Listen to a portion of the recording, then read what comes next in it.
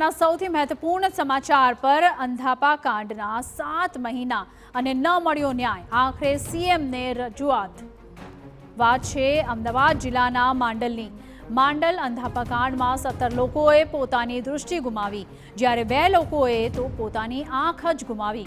રજૂઆત કરીને થાકેલા પીડિતોએ આખરે ન્યાય માટે હવે ગાંધીનગરના ધરમ ધક્કા ખાવાનો વારો આવ્યો છે। માંડલ અંધાપા કાંડના તમામ 17 પીડિતોએ મુખ્યપ્રધાન ભૂપેન્દ્ર પટેલ અને આરોગ્ય પ્રધાનને રજૂઆત કરી છે અને પીડિતોની માંગ છે કે દરેકને ₹10 લાખનું વળતર ચૂકવવામાં આવે અને સમગ્ર કેસ ફાસ્ટ ટ્રેક કોર્ટમાં ચલાવવામાં આવે। પીડિતોએ ચીમકી ઉચ્ચારી છે કે જો ન્યાય નહીં મળે તો માંડલથી ગાંધીનગર સુધી ન્યાય યાત્રા કાઢવામાં આવશે।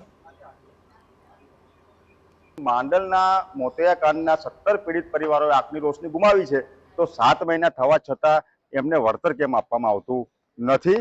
આ બાબતે હાઈકોર્ટમાં સુઓ મોટો કેસ ચાલતો હોવા છતાં રાજ્યનું આરોગ્ય અને પરિવાર કલ્યાણ વિભાગ હજી સુધી કોઈ વળતરની વાત કરતી નથી, આમની સુરક્ષાની વાત કરતા નથી, આમની પુનર્વસનની વાત કરવામાં આવતી નથી, જેના કારણે આજે અમે માંડલ અંધાપા કાંડ લડત સમિતિ અને નવસર્જન ટ્રસ્ટના માધ્યમથી આજે અમે આરોગ્ય મંત્રી શ્રી ઋષિકેશ પટેલ સાહેબને રજૂઆત કરી છે। આ બધી જ આપણા મુખ્યમંત્રી કાર્યાલયમાં પણ આપણે આ રજૂઆત અમે આપી છે અને માંગણી કરીએ છીએ કે ઝડપમાં ઝડપ આ જે કેસ થયો છે કેસ ફાસ્ટ કોર્ટમાં ચાલે।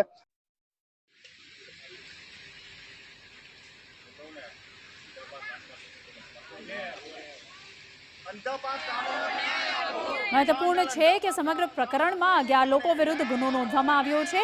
જો કે ફરિયાદ બાદ પણ હજુ સુધી કોઈ ઠોસ કાર્યવાહી ન કરવામાં આવી હોવાનો આરોપ પીડિતો લગાવી રહ્યા છે। પીડિતોનો તર્ક છે કે જો અમરેલી અંધાપા કાંડના પીડિતોને 10 લાખનું વળતર ચૂકવવાનું હોય તો માંડલ અંધાપા કાંડના પીડિતોને કેમ નહીં?